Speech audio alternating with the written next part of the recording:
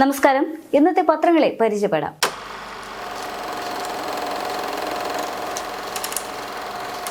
ഇന്നത്തെ പത്രത്തിന്റെ പ്രധാന തലക്കെട്ടുകൾ പരിശോധിക്കുമ്പോൾ വയനാട് ദുരന്തവുമായി ബന്ധപ്പെട്ട വാർത്തകളാണ് പത്രങ്ങളിലെല്ലാം തന്നെ നിറഞ്ഞു നിൽക്കുന്നത്.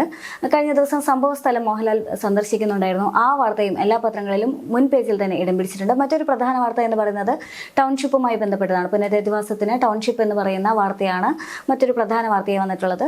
മറ്റൊന്ന് ഒളിമ്പിക്സുമായി ബന്ധപ്പെട്ട വാർത്തയാണ്. എന്തായാലും പരിശോധിക്കാം. ആദ്യം പരിശോധിക്കുന്നത് ജന്മഭൂമിയാണ്. ജന്മഭൂമിയിലേക്ക് വരുമ്പോൾ പ്രധാന വാർത്ത എന്ന് പറയുന്നത് വയനാട് ഉരുൾപൊട്ടൽ തന്നെയാണ്. പുനരധിവാസത്തിന് ടൗൺഷിപ്പ് എന്ന് മുഖ്യമന്ത്രി പറഞ്ഞ ആ വാർത്തയാണ് നൽകിയിട്ടുള്ളത്. ആശ്വാസ സദനം 4 കോടി സൗജന്യ റേഷൻ എന്നെല്ലാം പറഞ്ഞുകൊണ്ട് വാർത്ത ജന്മഭൂമി ഫ്രണ്ട് പേജിൽ തന്നെ നൽകിയിട്ടുണ്ട്. മറ്റൊരു വാർത്ത എന്ന് പറയുന്നത് മരണം 349 എന്ന് പറഞ്ഞുകൊണ്ട് ഒരു വാർത്തയാണ് ജന്മഭൂമി നൽകിയിരിക്കുന്നത്. അതിൽ മോഹൻലാൽ കൂടി സംഭവ സ്ഥലം സന്ദർശിക്കുന്ന ഒരു ചിത്രം കൂടി ജന്മഭൂമി ഉൾപ്പെടുത്തിയിട്ടുണ്ട്. അടുത്തത് ദീപികയാണ്. ദീപികയിലേക്ക് വരുമ്പോൾ പ്രധാന വാർത്ത എന്ന് പറയുന്നത് പുനരധിവാസത്തിന് ടൗൺഷിപ്പ് എന്ന് പറയുന്ന വാർത്തയാണ് പ്രധാന വാർത്തയായി ദീപിക നൽകിയിട്ടുള്ളത്. ഇനി മാധ്യമമാണ്. മാധ്യമത്തിലേക്ക് വരുമ്പോൾ മാധ്യമം വളരെ ആകർഷണീയമായ രീതിയിൽ ഈ വാർത്ത നൽകിയതായി കാണാൻ സാധിക്കും. മാധ്യമത്തിന്റെ ഫ്രണ്ട് പേജിൽ തന്നെ ഏറെക്കുറെ വയനാടുമായി ബന്ധപ്പെട്ട വാർത്ത തന്നെയാണ്. കരുളുറച്ച് കൈകൾ കോർത്ത് എന്ന് പറഞ്ഞുകൊണ്ട് എല്ലാ ഫോഴ്സും ഇന്ത്യയിലെ എല്ലാ ഡിഫൻസ് ഫോഴ്സുകളും ചേർന്നുകൊണ്ട് മനുഷ്യരെ കരകയറ്റുന്ന അല്ലെങ്കിൽ മനുഷ്യരെ രക്ഷിക്കുന്ന ചിത്രമാണ് നൽകിയിട്ടുള്ളത്. മറ്റൊരു വാർത്ത എന്ന് പറയുന്നത് പുനരധിവാസം അനുയോജ്യമായ സ്ഥലം കണ്ടെത്തി ടൗൺഷിപ്പ് നിർമ്മിക്കുമെന്ന് മുഖ്യമന്ത്രി എന്ന് പറഞ്ഞുകൊണ്ടുള്ള ഒരു വാർത്തയാണ് നൽകിയിട്ടുള്ളത്. മറ്റൊന്ന് മണ്ണിലുണ്ട് മനുഷ്യർ എന്ന് പറഞ്ഞുകൊണ്ട് തിരച്ചിൽ തുടരും എന്നുള്ള ഒരു വാർത്തയും മാധ്യമം നൽകിയിട്ടുണ്ട്. ആ വാർത്തകളെ ഡിസൈൻ ചെയ്തിരിക്കുന്നതും വളരെ വ്യത്യസ്തമായ രീതിയിൽ തന്നെയാണ് മാധ്യമത്തിൽ.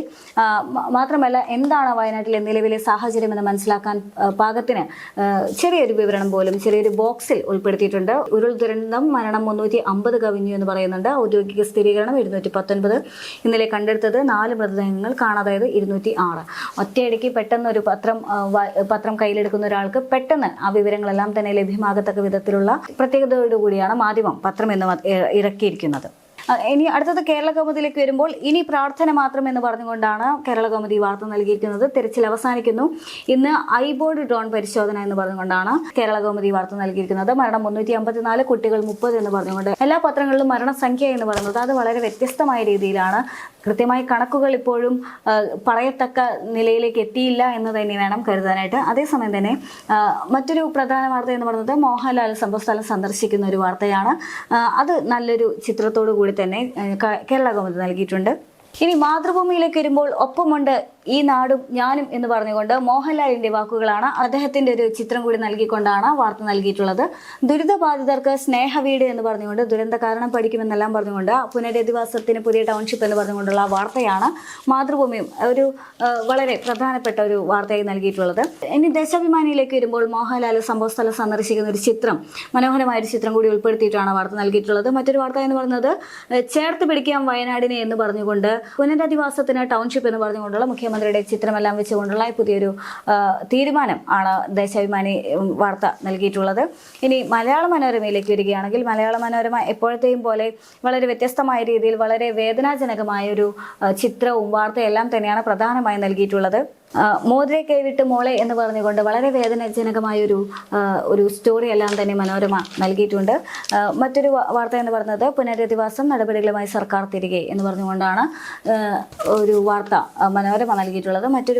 മറ്റൊരു സബ് ഹെഡിങ്ങോടുകൂടി മരണം 219 എന്ന് പറഞ്ഞുകൊണ്ടുള്ള ഔദ്യോഗികമായി സ്ഥിരീകരിച്ച കണക്കാണ് മനോരമ ഇവിടെ നൽകിയിട്ടുള്ളത്. ഇനി മനോരമയിലെ മറ്റൊരു പ്രധാന വാർത്ത എന്ന് പറയുന്നത് ഒളിമ്പിക്സുമായി ബന്ധപ്പെട്ടൊരു വാർത്തയാണ്. ഒളിമ്പിക്സ് വനിതാ 100 മീറ്ററിൽ സെന്റ് ലൂസിയയുടെ ജൂലിയൻ ആൽഫ്രഡിന് സ്വർണം എന്ന് പറഞ്ഞുകൊണ്ടാണ് ഉള്ളൊരു വാർത്തയാണ് മനോരമ 1-ാം പേജിൽ വളരെ പ്രാധാന്യത്തോടുകൂടി നൽകിയിട്ടുള്ളത്. ആന അറിഞ്ഞിട്ടുണ്ടാകും ആ വലിയ സങ്കടം എന്ന് പറഞ്ഞുകൊണ്ട് വയനാട്ടിലെ വളരെ കൗതുകമുണർത്തുന്ന ഒരു വാർത്ത നമ്മളെല്ലാവരും കണ്ടതാണ്. ഒരു കാട്ടാനയുടെ മുന്നിൽപ്പെട്ട ഒരു കുടുംബത്തിന്റെ കഥയെല്ലാം തന്നെ കണ്ടതാണ്. ആന എന്തുകൊണ്ട് അവർ ഉപദ്രവിച്ചില്ല എന്നെല്ലാം തന്നെ ചർച്ച ചെയ്തതാണ്. അതിനെപ്പറ്റിയുള്ള പഠനങ്ങളെല്ലാം തന്നെ വന്നിട്ടുണ്ട്.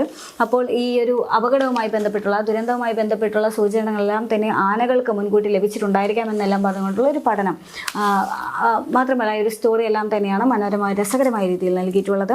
മറ്റൊരു പ്രധാന വാർത്ത യാമിനി കൃഷ്ണമൂർത്തി ഇനി ഓർമ്മ എന്ന് പറഞ്ഞുകൊണ്ടുള്ളൊരു വാർത്തയും മനോരമ ഫ്രണ്ട് പേജിൽ തന്നെ ഉൾപ്പെടുത്തിയിട്ടുണ്ട്.